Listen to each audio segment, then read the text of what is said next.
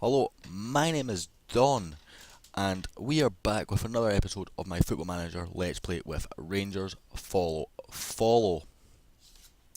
I'm just going to move my phone slightly further away from the mic. It's on silent, but if it decides to go off, it makes a weird noise in the mic, just that sort of static sound.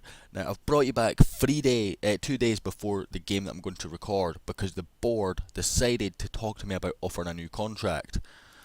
Now, to be honest, let's have a look at competitions.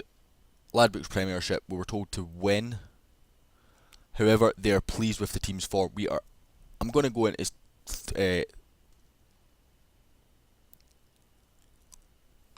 I'm going to go into results, so I'm not going to discuss that. But the team's form, they are pleased with. Scottish Cup, they're expecting semi-finals. Now, the game that we're about to record is a quarter-final. I decided to record this instead of the Old Firm game, which is the following week, just because we haven't really recorded a cup game since the start of the season. And we did fail to meet expectations in the Betfred Cup, so I was very surprised that the board actually have decided to come and offer me a new contract. I'm actually delighted with it. Kenny Miller also improved his coaching licence, but again, his stats aren't very good. I was going to maybe offer him, I've been trying to offer him under 20s coach plus player for another season. I was actually more thinking for tutoring with that offer, but then I decided, you know what, 5k for a youth coach, it's too much. He's not really going to get any game time next season. He's played a couple of times this season, mainly off the bench. So look, 2 league games off the bench and 1 cup game. That 1 cup game was the last round of the Scottish Cup against Alloa, and it's just not worth our time having all this wage going out on nothing. 5k a year adds up, it's a couple of £100,000 over the course of a season. So I was waiting on that. The other one that I wanted to do that with was actually Clint Hill. If you look at his stats overview, he would actually make an okay youth coach with working with youngsters being 16 and determination being 19. Oh, I didn't actually realise you could do this. So what do you need for shooting? Because shooting's always one that I get wrong, and it's one of the coaches we actually need as a shooting coach. We can't actually get any more coaches. I'm actually a little bit worried I'm going to let one of our fitness coaches go, and if this doesn't get increased, we lose a coach and we lose out on that benefit. So, excuse me, I've set to release a lot of under 20s players as well. The one player that I'm really disappointed with, and it's more from watching Mischievous Rogue Let's Play, is where is it? He's out on loan, so he's blue. He's not down here. I just seen him. Where is he? Oh no, he's not out on loan. That's why I'm not seeing him when I'm looking at blues. Is Jamie Burjonas. He's actually got another year in his contract, but I look at what he's like on Mischievous Rogues Let's Play, and he's just so much better and so much more potential than what we've got. And obviously that's just a roll of the dice with the minus whatever potential numbers in the editor. I do have some stuff to go through, so let's go to transfer history, and we want staff. Matizata was released. That was at the end of that was during the last episode. Miranda again. Here's another one that had very low potential in our save that was very good on Mischievous Rogues. Well, not very good, but reasonable. So staff, there's been changes. On the out, I've released Steve Harvey. His contract was up at the end of the season. I just wanted to bring someone in that was better. Now, I'm in talks with someone that aren't here yet.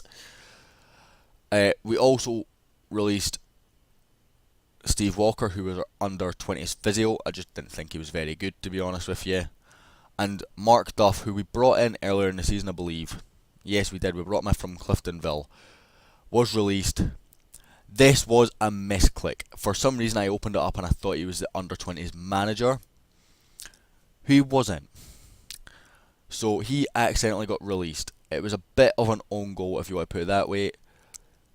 Peter Mead's a scout. So on the ends, we bring in Mark Chamberlain from Portsmouth. Very good overall youth coach here. Well, I say very good, fairly decent. I can't actually remind what he's coaching, but he's coaching something, and it's fairly decent. 18 working with youngsters, 18 level of discipline, 12 motivating, and 10 determination. Whatever he's coaching is probably half decent. I think he's actually tactical coach, to be honest with you. He's definitely doing something. Andy Little comes in as an under-20s goalkeeping coach. Only brought him in because we were the worst under-20 goalkeeping coaches in the league. I don't know why, because both our coaches were 4-star. This guy comes in at something like 2.5-star because although he's got working with youngsters and goalkeepers, his determination and motivating and level of discipline is low. So he comes in at like 2.5-star, and we went to the best in the league. So I think just adding him in was actually the difference. We bring in Andrew Mitchell from Yeovil. Again, okay, nothing spectacular. 20 working with youngsters, 13 attacking, and there's a reason for that, which I'll explain in a minute. Level of discipline is decent. Motivating and discipline could be determination. Sorry, could be better, but let's not be beggars here. Stephen Simonton comes in from, who did he come in from? Dungannon in Northern Ireland as a youth physio, working with youngsters 17 and physiotherapy 19. Very good youth physio. Now I've actually got a story with this guy. This guy was my go-to physio last year. I went into, is in my journeyman save. It wasn't on YouTube because I've only started this year, but I ended up in Northern Ireland as my third club, I think, with Cliftonville. Brought this guy in, and after that he followed me everywhere. He was the bigger clubs, he was a youth physio, and the smaller ones he was the first team head physio. Again, a good adaptability as well, reasonable adaptability I should say, so he should settle in fairly well. I'm actually just curious, is he a fan of any clubs? No, he's not. That doesn't really matter anyway. And Darren Mowat is the other under-20s physio, again 15 working with youngsters, 16 physiotherapy. There was a couple of better options, but they wanted to be first team only, and they weren't even willing to negotiate coming down to the youth team. So despite the fact that I was searching for youth team realistic targets, so that's what it is. That's the changes in staff. Now if you look at our staff here, our coaches just are not good enough. The problem again is I can't adjust it because we were only allowed 3 and we've got 5 because of the adjustment the board made at the start of the season. Fitness coaching, I'm a little bit disappointed is not higher. Jamie Ramsden's fairly decent. Like if we look at our coaches here, Jamie Ramsden's 3.5, and Adam Owen, the one that I brought in, the former youth fitness coach at Rangers and the current Wales international, is 4.5-star. And the other reason why, now I'm only needing to get a defensive coach because again, if I go to defensive here and take off attacking, I get 3.5-star. If I do that, 4.5-star. And again, it's the same with that. And I think maybe even tactics. So I only need one coach to fill. I need 2 coaches to fill one of those 2 roles. My stats alone, which if you look here, will do the business. The thing that I want to comment, and I meant to comment on the last episode, I said I was going to in the last episode, I'm really sorry that I didn't. Determination. Now, this I became aware of during the January transfer window. It was actually after we signed Scott Bain. Apparently, changes your request to the board. Now, I did ask for more coaches and that got declined. So, it's not successful all the time at 20, but I believe it has a much higher success rate. I originally chose that for, what's the word I'm looking for? I originally chose that for training purposes. I didn't have any awareness that there was even a chance that it was for a chance that it would affect board decisions. Excuse me, I'm just completely losing my words right now. Not had a whole lot of sleep, but it's fine. So I think I've made 3 requests to the board, 1 for more coaches and 2 signings, and the 2 signings has been the difference. Current season profit and loss, we're only minus 1 million right now for the season. Financially, that leaves us in a bit of a precarious situation, but it's okay and manageable. We overspent by about 3 million on transfers, so the fact that we're only losing 2 million is 1 million, sorry, is fairly good for me overall for the year.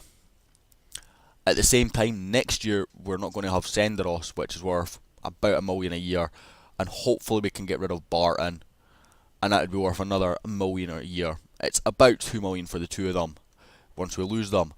Kenny Miller's also going to go, Clint Hill's going to go, Rob Kiernan's also going to go, so there's a lot of money being saved here. We are bringing other players in, obviously, but there's got to be nobody on 20k a week. There's going to be nobody on 16k a week. Centre back's an area that I am covering. Let's have a look at our transfers. This is the guy I'm looking at for the data analyst role. Again, there's no key stat for data analyst, so I just sort of search for tactical knowledge and a guy with my formation, in the hope that that's good enough. But again, this guy's got well-rounded stats, so if stats are relevant or become relevant in a patch, I'm fairly confident this guy is going to have a stat that's going to be relevant for this role. Has a preference to be a data analyst as his next role. It's the only thing you could offer him anyway. Northern Irish, decent adaptability again, so hopefully can. Any preferred clubs? No. Right, confirmed transfers first. We covered Vaughan in the last episode. Conor O'Grady, I thought, yeah, this deal fell through, so we need to be careful here. So Vincent Sasso, confirmed deal. I think it's about 6k a week. Comes in, fairly decent centre back, can play sort of everything. No side preference, and will play again alongside John Souttar next season. Comparison compared with Danny Wilson. As you can see, Danny's slightly faster and got slightly better vision. Same attacking, which isn't really a worry. Same defending, which, okay, I'm not so happy about. But physical, aerial and mental, and technically, he's a better player. So even though it's not a huge improvement defensive-wise, although the physical will help, and the mental will help, and the aerial will help, well, they'll all help. So the speed's maybe aside, but I'll give that up for the physical, and the rest sort of reduced edge, I think, with Sasso. He is 26, 6k a week's a bit more than what I wanted to spend, but at the end of the day, I am not, I think it is 6k, so let me see, 5.5k, but again, with a very low release clause for foreign clubs, but that's fair enough. He requested that I would let him use the club as a stepping stone, and his agent locked that in from minute one. This deal was cancelled, sadly. Again, young defender with a lot of potential, maybe not quite ready for first team football. I believe he had a preferred preference for the right, which would mean moving Souttar to the left, but again, that's not an issue. But again, very decent young player. Unfortunately, the club had a automatic trigger clause in his contract, so they triggered that. McCarthy, this deal's in talks. There's another boy from Southampton I tried to get, I'm trying to think his name now, began with a H. Anyway, again, he accepted an offer from Southampton to stay, and there was also another one for Man United who accepted a contract extension from Man United. Ainsley Maitland Niles. Now, this guy was recommended to me by the board staff. I'm a little bit disappointed he can't play left and right this year, as he could last year. I think he played left for me last year with Everton actually. But nonetheless, will come in, can play right, can play central. Maybe not so much in the roles that we use, but again, good backup for the advanced playmaker actually. If you look at those stats, he will be good for rotation with McGinn. Can play right back in desperate times of need. Marking and tackling and concentration, maybe not the best, but usable. Again, if there's an emergency. He comes in from Arsenal on a free transfer as well. Gordon Greer I've just offered a contract to. Now, I wasn't actually going to offer a contract to Gordon Greer, and I went to information just to see what his personality was. Leader. Now, I don't think we have a whole lot of leaders in the team. And then I spotted this, Ranger supporter and studying for a National C licence. And I'm thinking to myself, this guy could come in, get a shot to play for his favourite club. He's never played for us before. And again, wages that we have offered here, I believe it's something like 2,500. Sorry, 4,500. That's a bit more than what I remembered. Nonetheless, a rock solid international defender with very good leadership who could come in and just man a defence. And then we've got that. So that covers all the sort of ongoings. What I'm going to do now is I'm just going to skip forward to the Ayr United game. Actually, no, we're not. We're going to go through schedule first. What was the last game? This was the last game we recorded. Now, Joe Garner, double against Hearts. I'm trying to remember which goal it was. One of these goals was goal of the month. I think it was this one. If I remember correctly. Yes, it was. This was the goal of the month. I don't normally show goals, but being goal of the month, I thought it was fine. Jason Holt's goal in the Ross County game was actually second in that, but that was the last episode, so if you want to see that, just go back and watch it, if you haven't already. Kenny Miller getting his first start of the season, and only start of the season so far against Alloa in the last round of the Cup, and he scored a goal. Fairly happy with that. Drab result against Dundee away. Cali, again, this wasn't a great performance. It was an absolute battle, is the way to say the least. I think there was something like 11 or 12 yellow cards dished out in this game. I never make defensive subs, and I actually brought Senderos. Senderos is just returning this game. Unfortunately, John Suter got injured in training between these two games and is out for a little while. I think Joe Garner got injured between this game and this game, which is unfortunate as well. So we're missing two key players at present. But yeah, there was a ridiculous amount of yellow cards. I never make defensive subs. Tavernier and Wallace were already one yellow away from suspension, which is fairly frustrating. When does their suspension start? They've got a suspension coming in. 5 away from a 2-match ban. It doesn't actually say. They certainly didn't serve it against St Johnstone because I played them, as you can see here. Rossiter also receiving a red card. But again, we won 3-1. All good. And then Jason Holt and Senderos scoring for us against Johnson in the lead up to this game.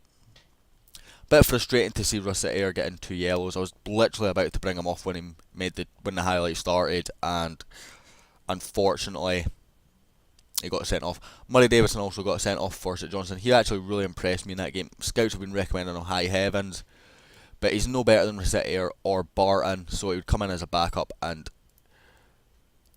the reality is, I'm not paying 1.3 to 2 million for a backup, even though his wages would be fairly cheap.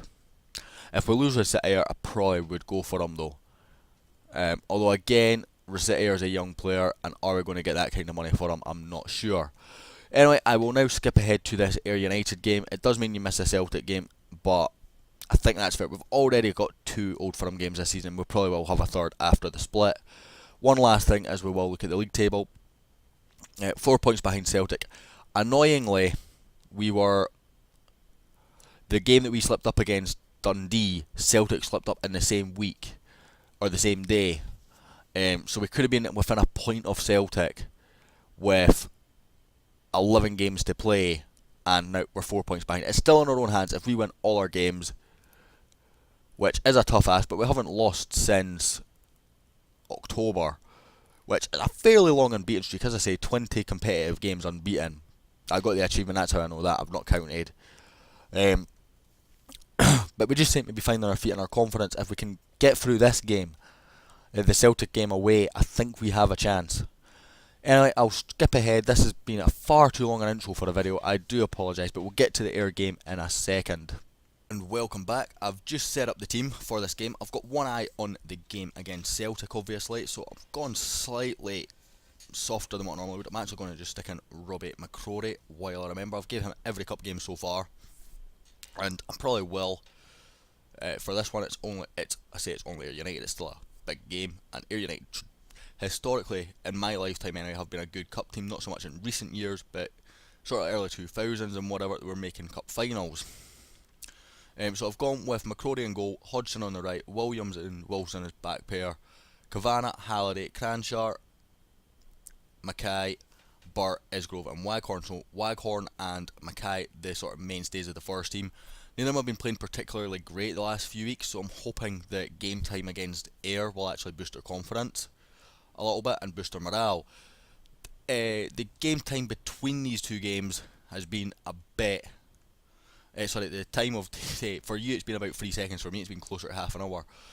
Mostly, I signed my new contract, I've got a 2-year new deal on the same wage as I was, which is 8,500 per week, till 2019, which is a good deal, I think. It's gives me a bit of security, and it allows me to develop the youngsters that I would like to develop. I think I made a mistake loaning them all out this year, but at the same time, I think it's helped their development. Matthew Knox was Player of the Month in League One last month. David Templeton, an ex-Rangers player playing for Ayr United here, getting done by Lee Hodgson. Excuse me. A little hiccup there. Seem to get one of those every episode, and just like one or two. So yeah, overall I'm fairly happy with that. I think there's one other lad that was third that was on loan from us in that same month, in the same Player of the Month thing. We're not 1-0 down after 43 seconds at home Ayr United, surely. Craig Moore, very good potential young striker last year. I've not really looked at him this year, mostly because we're inundated with options. I still hope that we can get Jai Kwetongo. I'm just not paying 350,000 for him, which would give us about 3 or 4 very good young striker prospects. That we're 1-0 down here. Again, not really that bothered about the Scottish Cup this year. My main focus was on the league.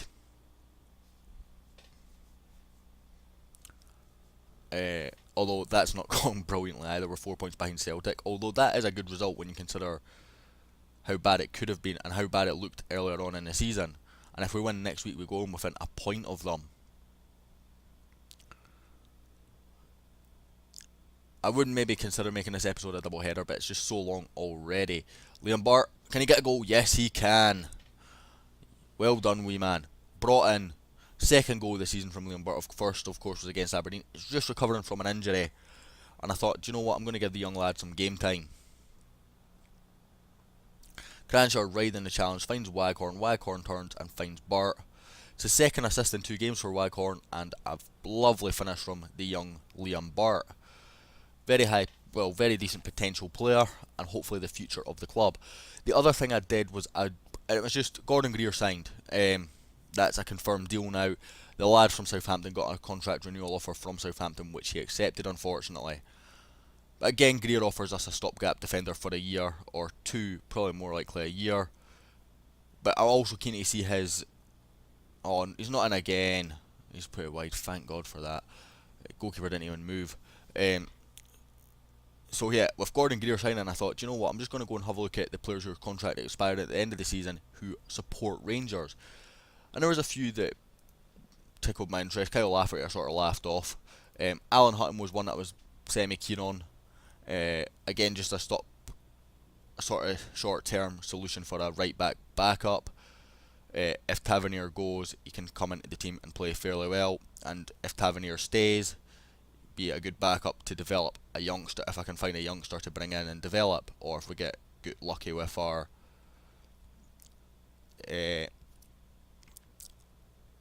youth selection. I'm not sure what the date for that is, but hopefully it's soon. The other one was a striker who was 34, similar sort of current rating to Waghorn and Garner, according to the scouts anyway. And again, he looked fairly decent stat wise. I just felt 34 is not right, but then I think what I'm going to do is I'm going to think about it. I'm going to actually bring on Fred for Nico Cranshaw as well as knackered Cranshaw. Fred can't really play that role that great. This Moore's in constantly. Like, surely that's got to be offside. But yeah, I'm actually going to sit further back just to try and prevent that over the top ball, because it's happening so often. I'm already sitting slightly deeper. How is he getting in behind every time? Do you know what? Let's go higher tempo. Take off retained possession. Take off play out of defence because it's a more direct passing. Still got to look for the overlap and work the ball into the box. Actually, I'm going to take work the ball into the box off, just because I think it's slightly counterintuitive, and we're going to go on the counter. Just because I feel that's 3 or 4 times there's been a big ball over the top and he's been in behind, and I just want to be slightly more defensive to try and prevent that. But yeah, the 34-year-old striker, I thought maybe I'm still thinking about it as an option, and maybe selling Waghorn on. It would save wages, and we're getting a transfer fee for Waghorn, who's not going to be long term at the club. It gives us a year or two to develop the young players. I did. Oh my dear God, we're losing again. Okay, let's go overload. And have we got any other subs that would really change this game? Kavana, I think I'm going to bring you off for Wallace.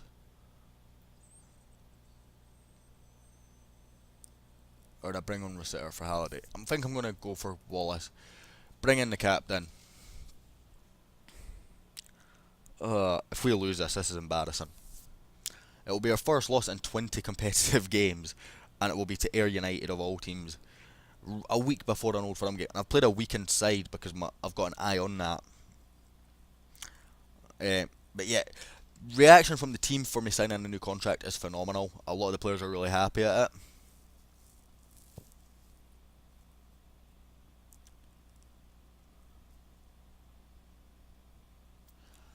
But yeah, the 34-year-old striker, again, it looks like a stopgap. There's also an attacking midfielder which I like the look of, but it wasn't going to be first team next season, but maybe the following year. But while being good enough to be in and around the first team next year, he wanted a big pay rise though, and as a backup, I wasn't keen on that.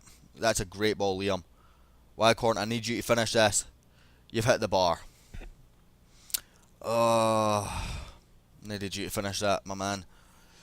Again, I might re-look at that as an option, but it will be pending on getting rid of that promise, to be honest, the big pay rise, because I'm not going to pay a guy that's going to sit on the bench for a year £6,000, and that's game over unless we score from this corner. Yeah, it's game over. Hit it, hit it, hit it, hit it. Oh, don't knock it back. We've lost. Yeah. Liam Burke getting man of the match. That's at least a positive. You were not good enough. Simple to put it. Stat-wise, 19 shots from a team that's won maybe 2 leagues. This team's at pretty much bottom of the championship. My dear God, they've lost 16 games in the league below us. Come on. Let's have a look at the matches. And my dear God, we've just been bossed by a team that has lost 16 games in the league below us. So yeah, I might look at those options for signing, but really not happy. Lewis McLeod is a player I'm actually looking at maybe bringing back. Reports even, and could come in and do a job for us in both our midfield roles. But I'm not paying the cost of him right now. If he plays another one appearance for Brentford, we get money, which I like. Anyway, I'm going to wrap this episode up here. Thank you very much for watching. I will be back in about a month's time with the Aberdeen game at Pittodrie. In the meantime, if you enjoyed this, please like and subscribe. It will make up for the embarrassment of losing to Ayr. Thank you very much.